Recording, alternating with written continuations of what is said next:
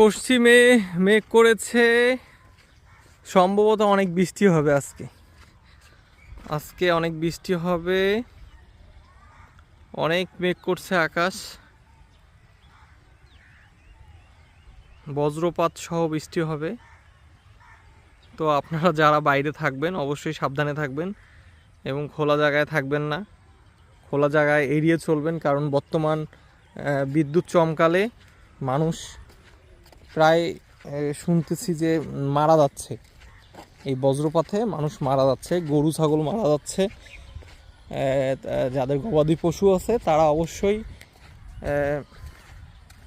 পশুগুলোকে মানে খোলা জায়গায় না রেখে অবশ্যই ঘরে তুলবেন, তাহলে এই অ্যাক্সিডেন্ট হওয়ার সম্ভাবনা খুবই কম হবে। অলরেডি বৃষ্টি পড়া শুরু হয়ে গেছে।